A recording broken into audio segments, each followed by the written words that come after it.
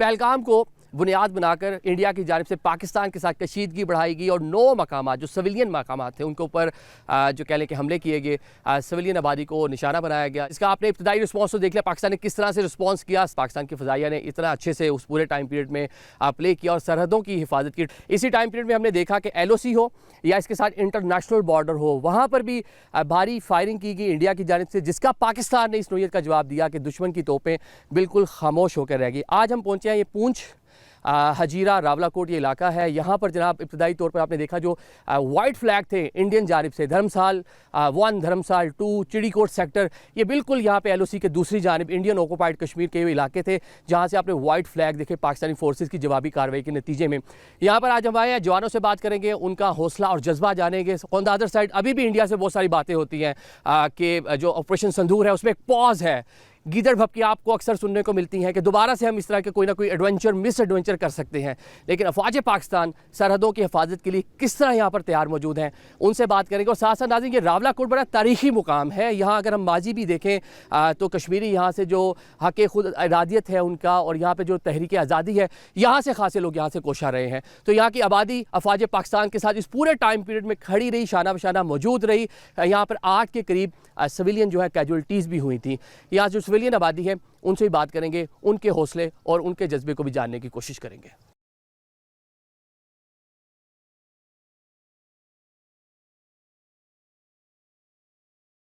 अस्सलाम वालेकुम, कैसे हैं कर्नल साहब? ठीक ठाक है। नाज़रीन हमारे साथ कर्नल साहब मौजूद है, इस यूनिट के कमांडिंग ऑफिसर हैं। कैसे हैं आप? ठीक ठाक है, मिजाज ठीक है आपके? अल्हम्दुलिल्लाह। अच्छा, मार के हक 1 साल हो गया, वो 4 रोज़ा जंग दिमाग में आती है, सोच कर क्या आता है, किस तरह वो 4 दिन गुजरे आपके? कहने के तो ये 4 दिन थे, लेकिन ये हमारे मुल्क के लिए पूरी एक हिस्ट्री है।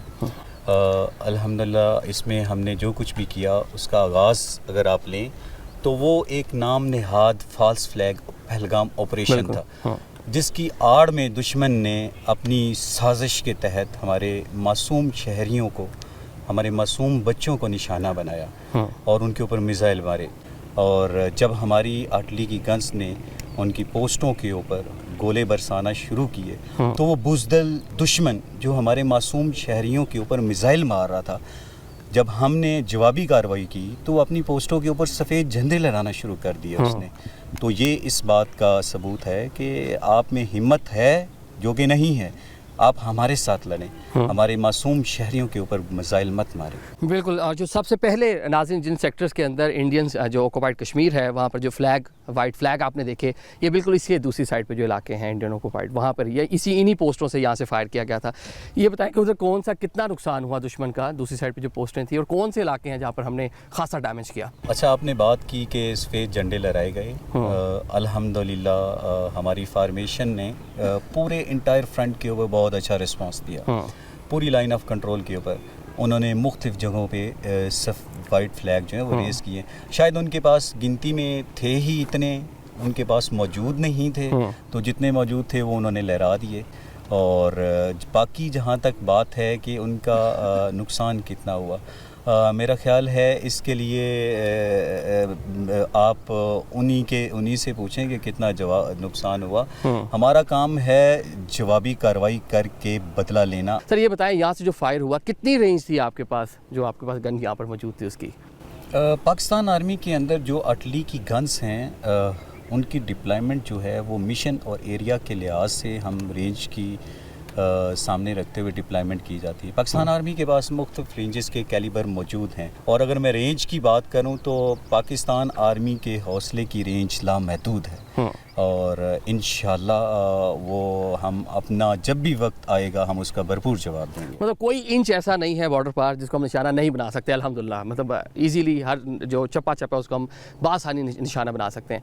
उस टाइम पीरियड में जंग के दौरान जज्बा कैसा था?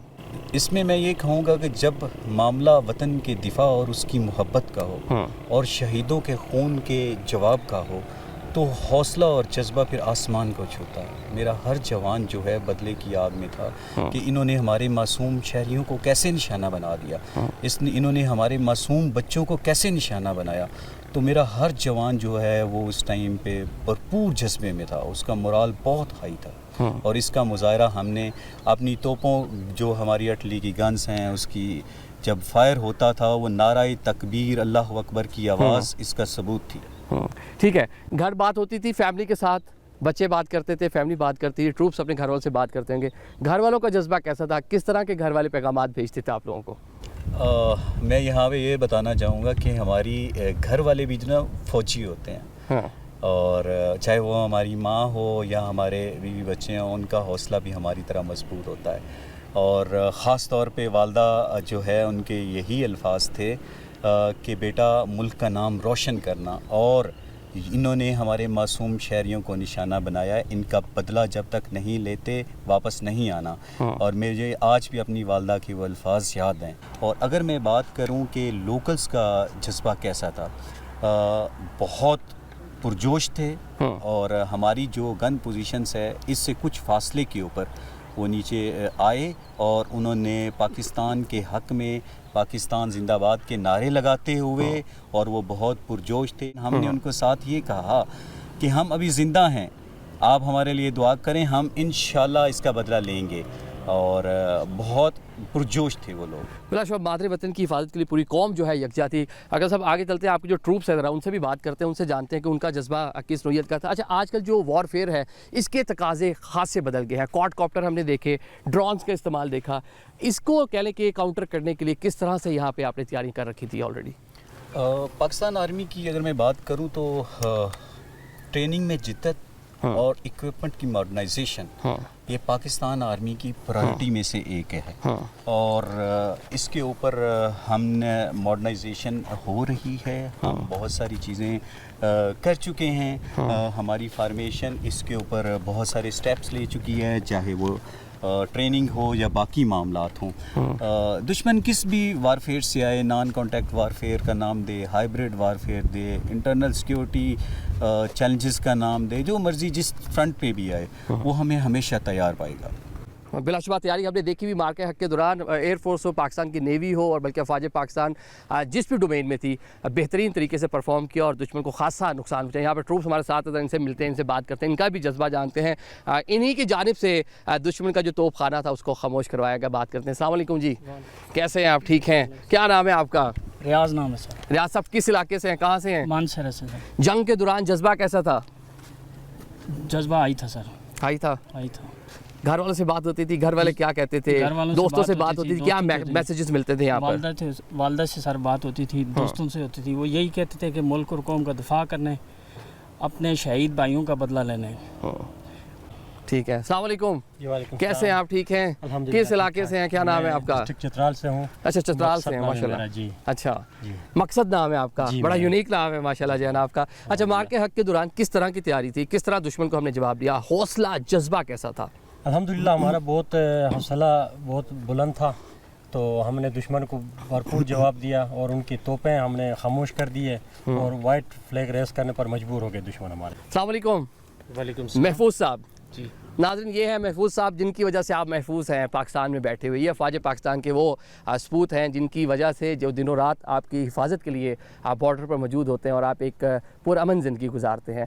किस इलाके से हैं? सर मेरा ताल्लुक आज़ाद कश्मीर से है। अच्छा, यहीं से है, माशाल्लाह। अच्छा, ये आज़ाद कश्मीर किस जगह से? आज़ाद कश्मीर पलंदरी से। अच्छा, पलंदरी से। ओके, जंग के दौरान कैसा माहौल था, जज्बा कैसा था, जोश कैसा था? आप तो वैसे इस इलाके से हैं, क्रॉस बॉर्डर अक्सर टेररिज्म भी होती रही माजी में, उसके अलावा आप देखते रहे हैं कि फायरिंग भी की जाती रही है, सिविलियन आबादी को भी निशाना बनाया जाता रहा है। सर सबसे पहले जज्बा तो हमारा बहुत ज़्यादा हाई था। हमें अंदाज़ा था कि दुश्मन कोई ऐसी हरकत करेगा जिसका उसको मुंह तोड़ जवाब देना है। तो हम ऑलरेडी तैयार बैठे हुए थे। तो जिस टाइम उसने ये घिनौनी हरकत की है तो उस टाइम हमने उसको मुंह तोड़ जवाब दिया है। हमारा जज्बा बहुत हाई था और हमारी आवाम का जज्बा भी बहुत ज़्यादा हाई था। तो जब फायर हो गया दूसरे दिन वो सिविलियन हमारे कुछ डिस्टेंस के ऊपर आ गए, फिर उन्होंने अपने मोहब्बत का इजहार किया। ये बड़ी इन्होंने अहम बात की, कश्मीरी जो है फौरी तौर पर बॉर्डर के पास है, अफवाज पाकिस्तान के पास है, शाना बशाना इस पूरे मार्का के दौरान खड़े रहे, गुलपाशी करते रहे, जो मिलिट्री की गाड़ियाँ जा रही थी उसके ऊपर गुलपाशी करते रहे, जज्बा बुलंद करते रहे फोर्सेस का। अस्सलाम वालेकुम जी। वालेकुम अस्सलाम व रहमतुल्लाह। कैसे हैं आप? किस इलाके से हैं? मैं कोयटा बलूचिस्तान से ताल्लुक़ रखता हूं। बलूचिस्तान से हैं। अच्छा, माशाल्लाह, कोयटा से हैं। जज्बा कैसा था मार के हक के दौरान? जिस तरह जज्बे की बात है, हमारा जज्बा हमेशा से बुलंद थे और बुलंद रहेगा इंशाल्लाह।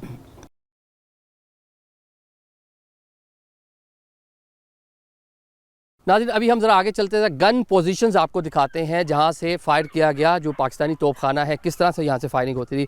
करण साहब, एक तो थोड़ा फायरिंग के हवाले से भी बता दें, और सेकेंडली ये कहा जाता है कि जो ऑपरेशन संदूर जो है उस पर पॉज आया है, इसका पार्ट 2 आएगा। 1 साल मुकम्मल हो गया है, सफ़े मातम है भारत में, और इस तरह के बयानात आ रहे हैं उनकी लीडरशिप की जानिब से। इसके बारे में मैं ये कहूँगा कि दुश्मन इसको ऑपरेशन सिंदूर 2 का नाम दे, 3 का नाम दे, या ऑपरेशन सिंदूर 4 का नाम दे, ये गिनती उनकी हद तक तो ठीक है, हम हर वक्त तैयार हैं। और अगर दोबारा इस तरह की कोई भी हरकत करने की कोशिश की गई तो जवाब पहले से इतना सख्त आएगा कि दुश्मन गिनती भूल जाएगा। और इंशाल्लाह हम हर वक्त तैयार हैं, और हर वक्त जवाब देने के लिए हमारे पास मौसर कार्रवाई के लिए ट्रेनिंग और इक्विपमेंट बेहतरीन मौजूद रहती है।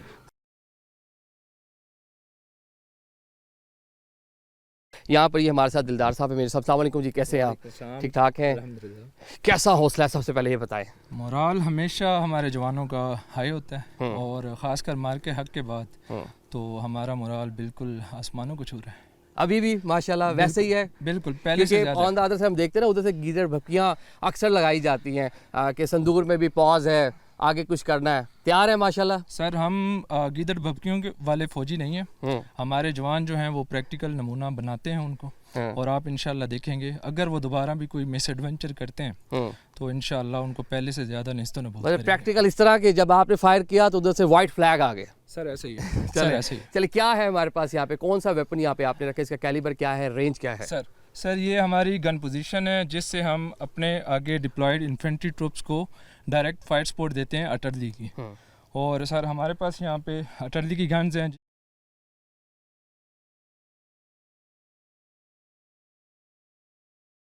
मेरे साहब, किस तरह ये वर्क करती है, इसकी रेंज क्या है, तफसीलात बताएं इसके बारे में।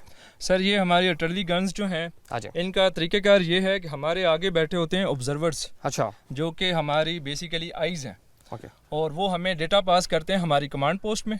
वहाँ से गन की लैंग्वेज में वो डेटा टेक्निकल डेटा में कन्वर्ट किया जाता है, और उसके बाद गन पे हमारे ये नंबर 1 जो जवान है वो डेटा लगाते हैं, और दुश्मन का कोई भी टारगेट जो हमें दिया जाता है वो हम प्रिसाइजली इससे एंगेज करते हैं। ठीक है। मार के हक के दौरान कितना नुकसान पहुंचाया उस साइड पे? नुकसान तो आपने देखा होगा सर, धर्मसाल 1 धर्मसाल 2 जो उनकी बड़ी फेमस पोस्ट थी, उन पे उन्होंने सफेद झंडा लगाया था, और ये पोस्ट वो थी जो बिल्कुल सबसे पहले यहाँ पे झंडा सर सबसे पहले इस पूरे AOR में यहीं पे लगा था सर। उसके अलावा तो फिर आपने देखा जी पूरा जो LOC है, हर जगह आपको वाइट जो फ्लैग है दुश्मन की जानिब से नजर आए। अभी इसको जो ऑपरेट करना है, जरा ये बताएं जी किस तरह से ऑपरेट करेंगे ऑफिसर, हमें आके जरा बताएं जी, समझाएं इसको कि किस तरह से इसको ऑपरेट करना है आपने। डिफ्लेक्शन 2 3 4 0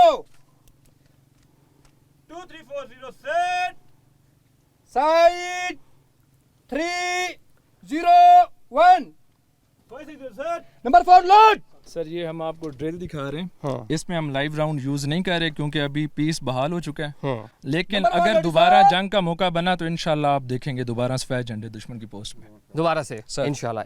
अल्लाह ना करे ऐसा टाइम आए, पीस ही रहे, पाकिस्तान की हमेशा से ख्वाहिश रही है, लेकिन अगर से वहाँ कुछ मुकारी होती है तो डेफिनेटली हम उसका जवाब देंगे। सर ये इंशाल्लाह इस बार दुश्मन की लास्ट अटेम्प्ट होगी, उसके बाद वो इस काबिल नहीं रहेगा। सर मार के हक के दौरान सर जज्बा कैसा था? यहीं पे पोस्ट पे मौजूद थे सर? बिल्कुल इसी पोस्ट पे थे, इसी जगह ही पे थे सर।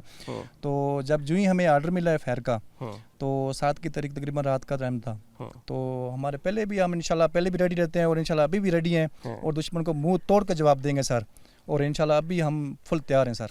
ठीक है, एक दफ़ा वो आंख खोले तो हम उसकी आंख बंद करके निकाल के रखेंगे बाहर सर उसकी। अच्छा भाई साहब, एक हम बात कर रहे थे कि पहले 4 घंटे बताया जाता है कि इस सेक्टर से जब आप लोगों ने यहाँ से जवाब दिया, जब शुरू हुआ पूरा मामला, 4 घंटे तक वहाँ से जवाब ही कोई नहीं आया। सर स्टार्ट में फायर हुआ था, फायर उनका आया था, उन्होंने हमारे सिविलियंस को इंगेज करने की कोशिश की, और जब हमने फायर शुरू किया, जिस तरह ये मेरा जवान बता भी रहा था कि हमें बेशक नज़र नहीं आता लेकिन हमें सुनाई देता है, जब हम यहाँ से फायर करते हैं तो उनका जवाब बंद हो जाता है, वो अपने मोर्चों में छुप जाते हैं, उन्हें पता होता है कि हमारे राउंड्स उनकी पोस्ट हिट करेंगे, और वही हमने इस आपने धर्मसाल 1 और धर्मसाल 2 की सूरत में देखा था सर। सर जी बहुत शुक्रिया जी, पाकिस्तान जिंदाबाद। आप लोग यूँ ही डटे रहें, अपना काम यहाँ पे जो है करते रहें। नाज़रीन अभी कुछ आगे चलते हैं, मज़ीद भी यहाँ पर कुछ जो है पोस्टें हैं वहाँ पर भी जाते हैं, या जो सोल्जर्स मौजूद हैं उनसे बात करते हैं। पाकिस्तान नाज़रीन, मार्के हक के दौरान हमने देखा है जंग के डायनामिक्स हैं वो खासे तब्दील होते चले जा रहे हैं। डिफरेंट किस्म के वेपन्स आ रहे हैं, डिफरेंट किस्म की जो टेक्नोलॉजी है जो माजी में नहीं हुआ करती थी, इस बार उसका भी इस्तेमाल देखा गया। क्वाडकॉप्टर और इसके साथ साथ जो ड्रोन्स थे वो इस जंग में ख़ास से इस्तेमाल हुए। उनको न्यूट्रलाइज़ करने के लिए, उनको डिस्ट्रॉय करने के लिए यहाँ पर एक कह लें कि एक पूरा मोर्चा बना हुआ है। इसके ऊपर एक गन इंस्टॉल की गई है। ये ज़रा ऊपर चलते हैं और ये आपको दिखाते हैं किस तरह वर्क करती है।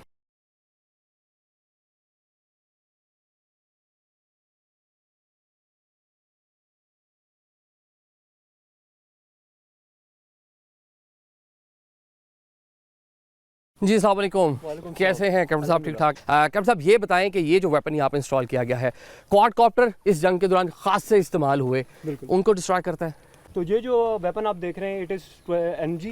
तो अगर कोई भी क्वाडकॉप्टर या कोई भी एरियल थ्रेट आएगा तो ये जो इंडिविजुअल्स हैं ये इंगेज करेंगे उसको। इसकी रेंज कितनी है, कितनी दूर तक ये जाकर हिट कर सकता इसकी है? रेंज एरियल टारगेट्स को हिट करने के लिए है ताकि ये एरियल टारगेट्स को इफेक्टिवली इंगेज कर सके और गन पोजीशन सेफ रख सके। एरियल टारगेट जो लो एल्टीट्यूड पे जो फ्लाई करते हुए आ रहे हैं, मतलब जस्ट लाइक क्वाडकॉप्टर है, ड्रोन है, हेलिस को भी निशाना बना सकते हैं। बिल्कुल, अभी ये हेलिस को भी निशाना बना सकता है। आपने देखा होगा कि अब जो वॉरफेयर है वो बिल्कुल तब्दील हो चुकी है, जिसकी वजह से अभी हमारे पास जो सबसे बड़ा थ्रेट है वो है क्वाडकॉप्टर्स, और उसकी इफेक्टिव एंगेजमेंट के लिए हम लोगों ने throughout our gun position हमने इसको डिप्लॉय किया हुआ है। ठीक है। अच्छा, क्वाडकॉप्टर की आप बात कर रहे हैं, जंग के दौरान हमने बहुत सारे क्वाडकॉप्टर गिराए भी, उनसे डेटा जो है वो भी निकाला, देखा उसमें क्या कुछ था? बिल्कुल, एनिमी और हम लोग जो एनिमी जो है वो हमेशा सर्वेलेंस के लिए अपने क्वाडकॉप्टर्स का इस्तेमाल करता है, और जब भी हमारी गन पोजीशन पे इस तरह का कोई भी क्वाडकॉप्टर आया है तो हमने उसको इफेक्टिवली इंगेज किया है और उससे हमें काफ़ी ज़रूरी मवाद मिला है। बल्कि नाज़रीन ये एक चीज़ मैं आपको यहाँ खुद बताता चलता हूँ कि जनाब जंग के दौरान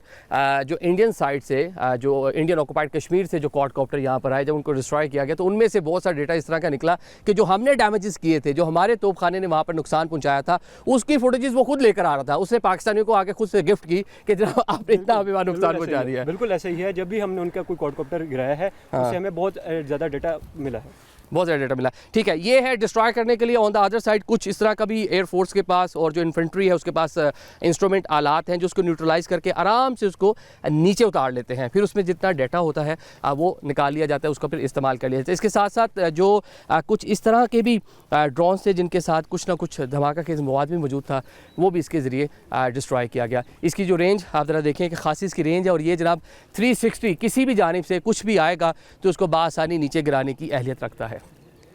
अहमद ये बताएं, मार्के हक के दौरान हौसला कैसा था, जज्बा कैसा था? हौसला हमेशा हमारा बुलंद रहता है। मैं 3rd जनरेशन हूँ इस आर्मी में। मेरे दादा अबू, मेरे वाले साहब इसी फ़ौज में सर्व करते रहे हैं, तो इस मुल्क की हिफाजत करना मेरे खून के अंदर है। और मार्के हक के दौरान जब हमने अपने सिविलियंस पे इंगेजमेंट देखी तो उसके बाद हम सबको उसका जवाबी कार्रवाई करने की गुस्सा आया और हमने उनको इफेक्टिवली इंगेज किया।